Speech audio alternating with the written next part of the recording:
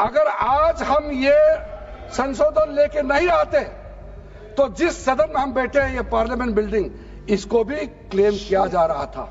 Kashi Vishwanath trust है उत्तर प्रदेश के अंदर, उसका अध्यक्ष पदेन अध्यक्ष जिलाधिकारी होता है, लेकिन उसमें एक क्लॉज लिखा है कि अगर किसी समय कोई जिलाधिकारी मुसलमान होगा तो उससे नीचे का या उससे ऊपर का अधिकारी उसका पदेन चेयरमैन होगा। कि मुस्लिम का अफेयर्स में नॉन मुस्लिम क्यों आ रहा है? अरे ये धार्मिक व्यवस्था से कोई लेना देना नहीं है, मैं बार बार कह रहा हूं कि आज ये एक विशेष समाज के जमीन पर इनकी नजर है, कल समाज के दूसरे अल्पसंख्यकों के जमीन पर इनकी नजर जाएगी। जो पार्टी ये कहती हो कि दुनिया की सबसे बड़ी पार्टी हुए अध्यक्ष महोदय, वो अपना राष्ट्रीय अध्यक्ष नहीं चुन पाए अभी तक। मैं कह देता हूं अभी 25 साल तक आप अध्यक्ष हो जाओ। ये जो गोलियां छातियों पर लगती है, ये मारना बंद करा दीजिए। हमें सौगाते मोदी में ये कानून देने का काम कर लीजिए। 2 अप्रैल 2025 बजट सत्र का वो दिन जिस पर लोगों की सबसे ज्यादा निगाहें थी। क्या सत्ता पक्ष और क्या विपक्ष दोनों खुद को मुस्लिम समुदाय का सच्चा हितैषी साबित करने में लगे हुए थे। दोनों तरफ से सुप्रीम लीडर्स ने आज मोर्चा संभाल रखा था, क्योंकि लोकसभा में वक्फ संशोधन बिल पर चर्चा होनी थी।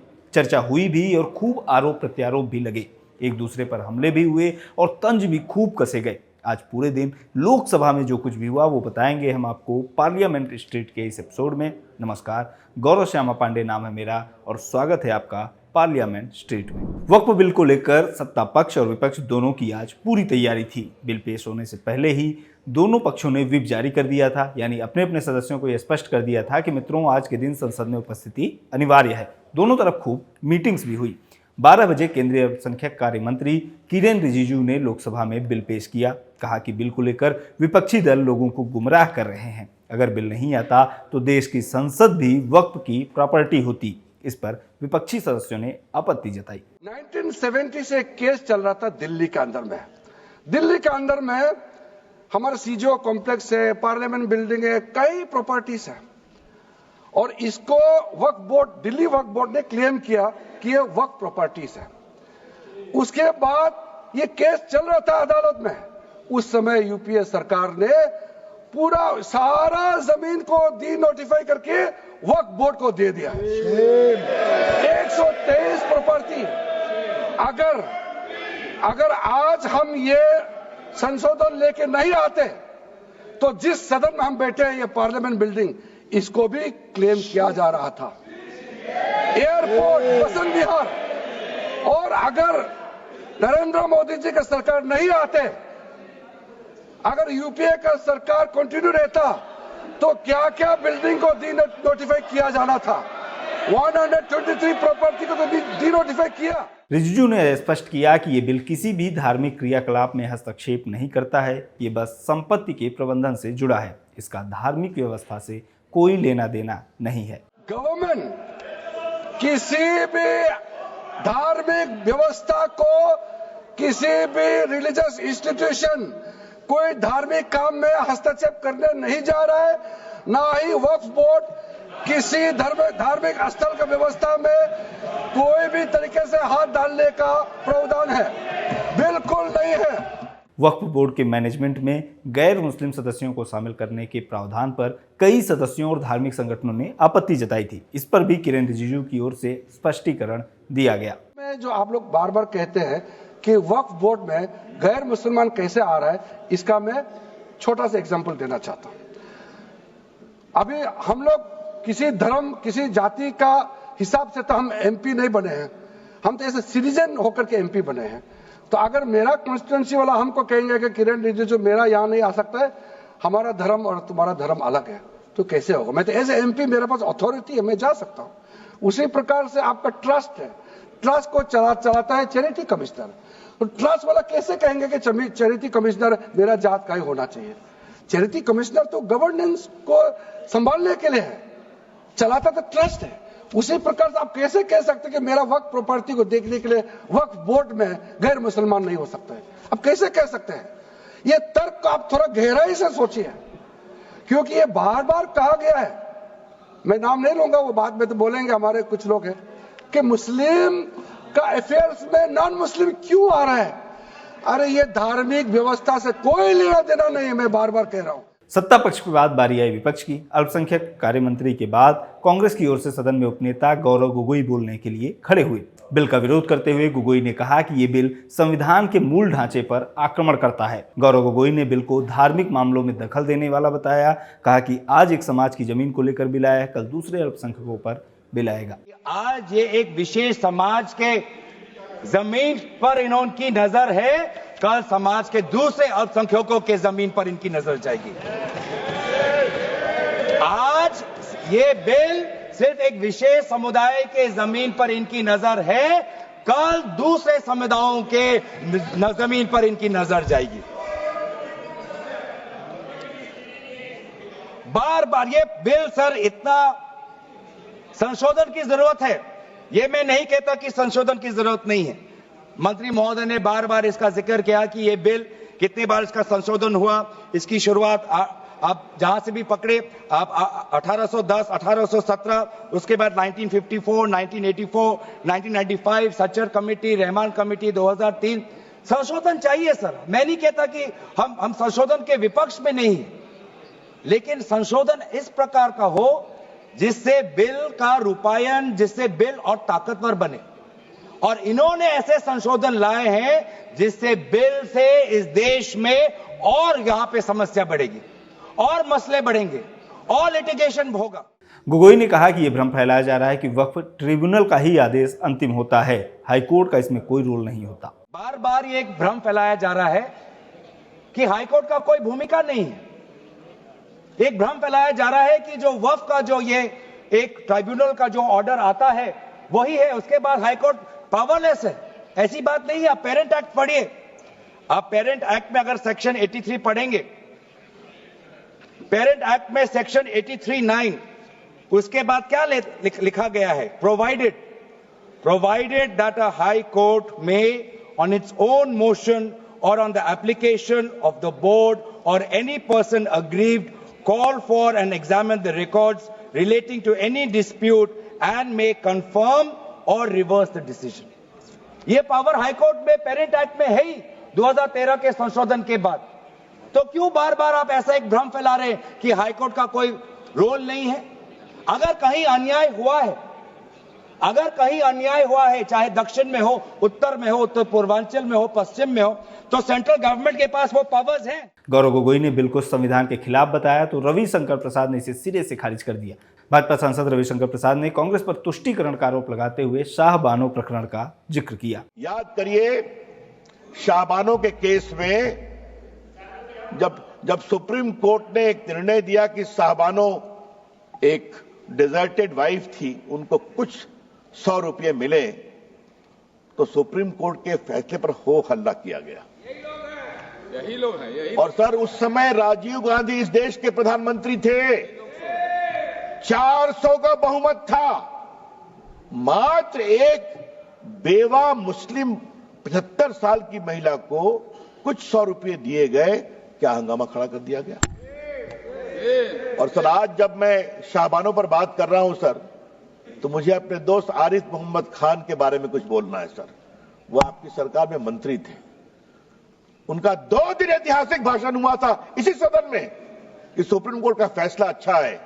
एकाएक हंगामा गया, राजीव गांधी हिल गए, डोल गए, कहे तुम वापिस हो जाओ, हम कानून ला रहे हैं सुप्रीम कोर्ट के निर्णय को उलटने के लिए।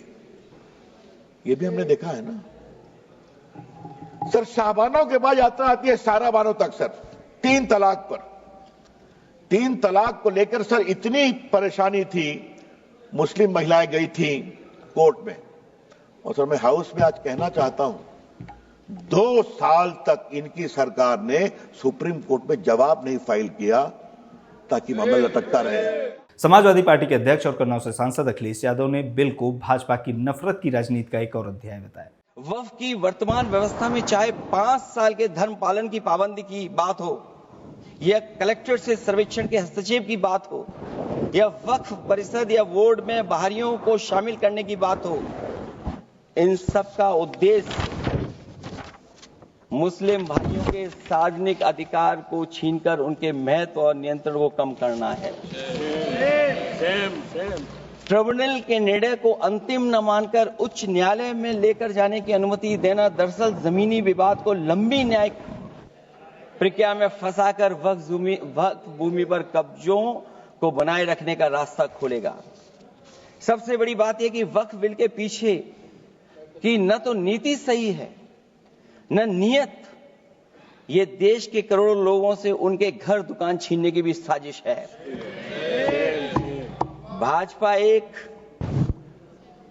अलोकतांत्रिक पार्टी है, वो असहमति को अपनी शक्ति मानती है। जब देश के अधिकांश राजनीतिक दल वक्फ बिल के खिलाफ हैं, तो उसे लाने की जरूरत क्या है जो जिद क्यों कर रहे हैं सरकार। वक्फ बिल का लाना भाजपा की सियासी हट है। वक्फ बिल भाजपा की सांप्रदायिक राजनीति का नया रूप है। अपनी बात रखते हुए अखिलेश ने भाजपा अध्यक्ष के चुनाव का सवाल उठा दिया। इस पर केंद्रीय गृह मंत्री अमित शाह ने जो जवाब दिया वो सोशल मीडिया पर वायरल हो गया। भारतीय जनता पार्टी के अंदर मुकाबला चल रहा है कि खराब हिंदू कौन बड़ा है। और ये बात अध्यक्ष महोदय मैं ऐसे ही नहीं कह रहा हूं। जो पार्टी ये कहती हो कि दुनिया की सबसे बड़ी पार्टी है, अध्यक्ष महोदय वो अपना राष्ट्रीय अध्यक्ष नहीं चुन पाए अभी तक। अध्यक्ष महोदय भारतीय जनता पार्टी क्या है?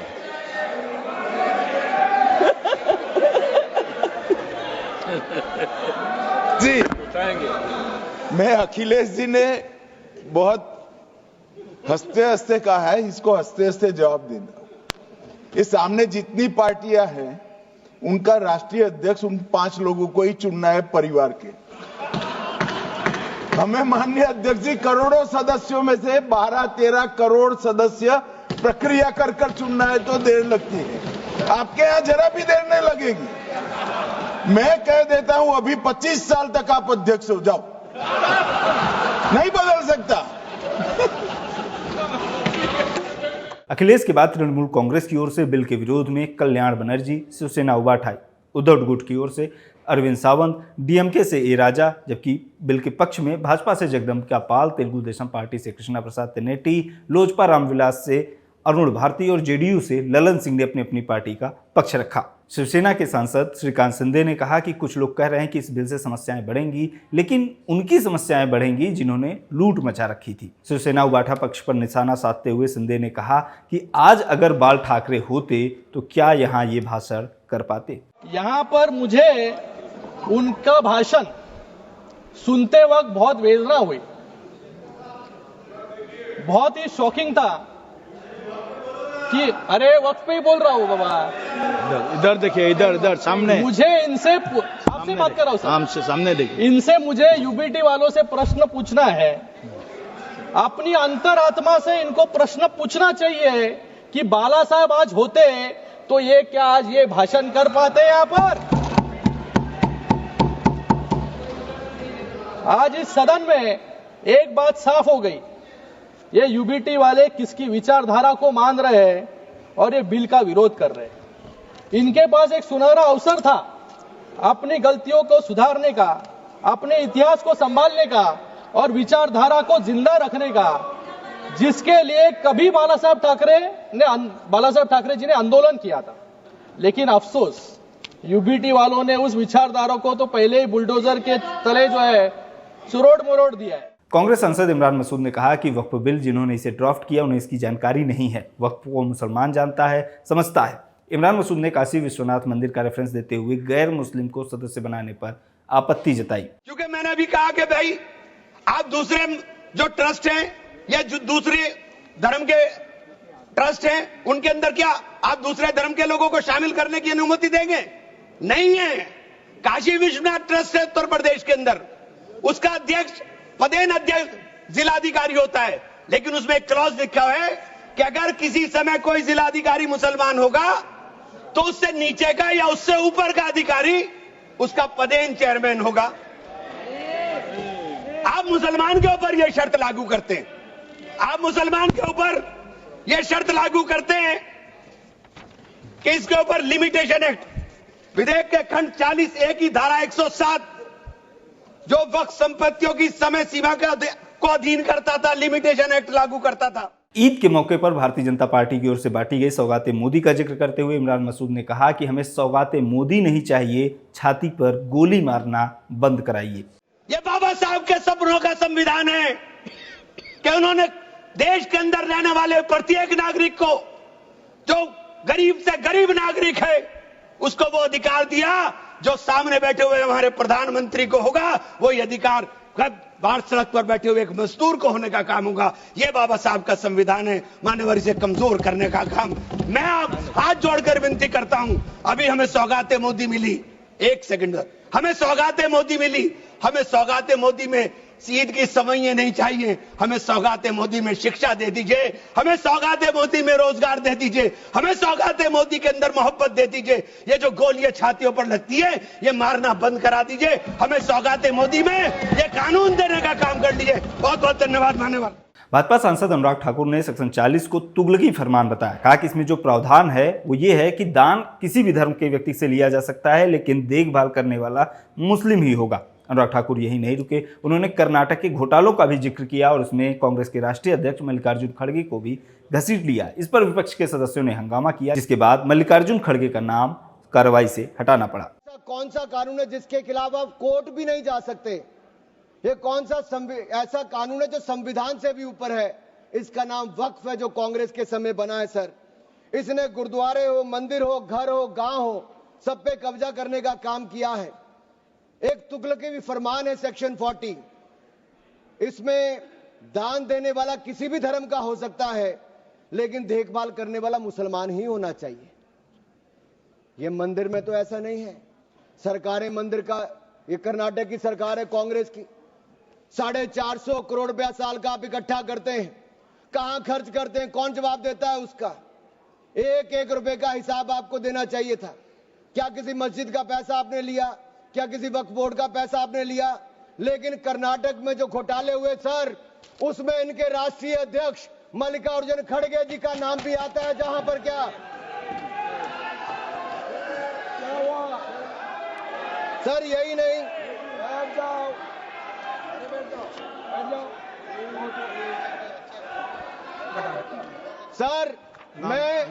सर मैं इसको माननीय नहीं सर, मैं सबूत के रूप में सर मैं लाया हूं सब कुछ। मैं बोल दिया सर, ऐसा गिवन द डिसीजन, निर्णय दे दिया बस। प्लीज सर, नाम नहीं लेता सर, मैं नाम वापस ले लेता हूं सर। बड़ी मुश्किल से परिवार के बाहर सर, इसमें सर मैं टेबल कर देता हूं। सपा सांसद मोहिबुल्लाह ने बिल का विरोध करते हुए कहा कि ये बिल पूरी तरह से एक कम्युनिटी के खिलाफ है। आज हमारे ऐवान के सामने जो वक्फ तरमीम बिल पेश किया गया है, ये न सिर्फ हमारे बुनियादी हुकूक की खिलाफ वर्जी है, बल्कि राइट टू इक्वलिटी के भी साफ खिलाफ है। इसको सदर मोहतरम मुल्क की दूसरी मेजोरिटी कभी कबूल नहीं करेगी। सदर मोहतरम, इस बिल में सबसे पहली तरमीमी वक्फ एक्ट के नाम तब्दील करने की है। मैं कहता हूं, नाम बदलना तो एक मामूली बात है, क्योंकि असल में जो तब्दीलियां की जा रही हैं, उनका वक्फ के बुनियादी उसूलों और फिक़ही कवाइद से दूर दूर तक कोई वास्ता नहीं है। कांग्रेस सांसद वेणुगोपाल ने कहा कि कल आपने संसद में एंग्लो इंडियन के प्रतिनिधित्व को खत्म किया, आज आप मुस्लिम समुदाय पर हमला कर रहे हो, कल आप ईसाई और परसों सिख के खिलाफ हमला करेंगे। संघ परिवार का स्पष्ट एजेंडा है कि अल्पसंख्यकों को खत्म कर दो। केसी वेणुगोपाल के बाद केंद्रीय गृह मंत्री अमित शाह ने बोलना शुरू किया। कहा कि बिल को लेकर सदन में काफी भ्रांतियां हैं। वक्फ एक प्रकार का चैरिटेबल एंडोरमेंट है, इसमें व्यक्ति पवित्र दान करता है। दान उसी चीज का किया जा सकता है जो हमारा है। मैं सरकारी संपत्ति या किसी दूसरे संपत्ति का दान नहीं कर सकता, ऐसा अमित शाह ने कहा। सारी बहस इसी बात पर है। दान उस चीज का ही कर्ज किया जा सकता है जो हमारा है। सरकारी संपत्ति का दान मैं नहीं कर सकता मान्यवर, किसी और की संपत्ति का दान मैं नहीं कर सकता। दान उसी चीज का किया जाता है जो हमारा है मान्यवर। इसी विषय पर ये सारा जो बहस चल रहा है शाह ने कहा कि वक्फ में एक भी गैर मुस्लिम सदस्य नहीं आएगा, इस पर भ्रमित करने का कार्य किया जा रहा है। देश तोड़ दोगे आप लोग। तोड़ दोगे। हमने साहब, मैं अभी भी आपके माध्यम से, इस सदन के माध्यम से देश भर के मुसलमान भाइयों बहनों को कहना चाहता हूं, आपके वक्फ में एक भी नॉन मुस्लिम नहीं आएगा। ये एक्ट में ऐसा कोई प्रावधान नहीं। मगर जो वक्फ बोर्ड है और वक्फ परिषद है, उसका काम क्या है? वक्फ की संपत्तियां मान्यवर बेच खाने वाले लोगों को पकड़कर इसके बाहर निकालने का। वक्फ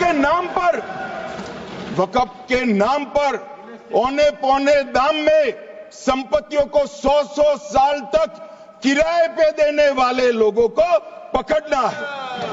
वक्फ का जो पैसा होता है, इनकम जो घिरती जा रही है, जिसके माध्यम से माइनॉरिटी का विकास करना है, माइनॉरिटी को आगे बढ़ाना। सपा सांसद इकरा हसन ने बिल का विरोध करते हुए कहा कि आपने दान देने के लिए प्रैक्टिसिंग मुस्लिम का क्लॉज डाल दिया, लेकिन बोर्ड में होने के लिए प्रैक्टिसिंग मुस्लिम होना जरूरी नहीं है। इकरा ने कहा कि खुद एक मुस्लिम महिला हैं और इस सदन में सिर्फ 2 मुस्लिम महिलाएं हैं। ये बिल मुसलमान की भलाई का नहीं, मुसलमान को मिटाने का है।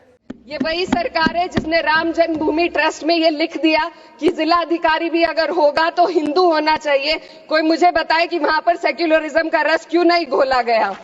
सर, आखिर में मैं अपनी बात को खत्म करने से पहले, महिलाओं का मुद्दा बार बार उठाया जा रहा है। सरकार का कहना है कि बोर्ड में मुस्लिम महिलाओं को रिप्रेजेंटेशन देंगे।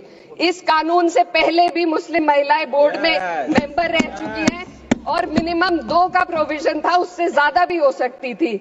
सर, मैं ये कहना चाहती हूँ कि सरकार ने महिलाओं के लिए ऐसा कौन सा नया काम किया जिसका ढिंडोरा सरकार का हर सदस्य पीट रहा है? इस बात की तायद अगर आपकी तरफ से कोई मुस्लिम महिला करती तो हम उसका यकीन भी करते, लेकिन अफसोस आपकी इतनी लंबी कतार में एक भी मुस्लिम महिला नजर नहीं आती है। सर, मैं खुद एक मुस्लिम महिला हूँ, मैं सिर्फ एक सर मैं माइनॉरिटी महिला हूँ। इस सदन में हम सिर्फ 2 महिलाएं हैं और उस नाते से मैं ये बात कहना चाहती हूँ कि इस बिल के माध्यम से मुस्लिम महिलाओं को कुछ नहीं मिल रहा है। ये हमें कुछ नहीं देना चाहते, सिर्फ टोकनिज्म हमारे नाम पर बनाकर एक नैरेटिव मीडिया में चलाना चाहते हैं। आपको बता दें कि वक्फ संशोधन बिल पर चर्चा को रात 10 बजे तक के लिए बढ़ा दिया गया है। आमतौर पर सदन की कार्रवाई शाम 6 बजे तक ही चलती है। जब हम ये वीडियो रिकॉर्ड कर रहे हैं 8 बज रहे हैं, तब भी सदन की कार्रवाई चल ही रही है। इस वीडियो में इतना ही। आगे जो भी अपडेट्स आएंगे वो खबर गांव के जरिए आप तक पहुंचते रहेंगे। बने रहिए खबर गांव के साथ।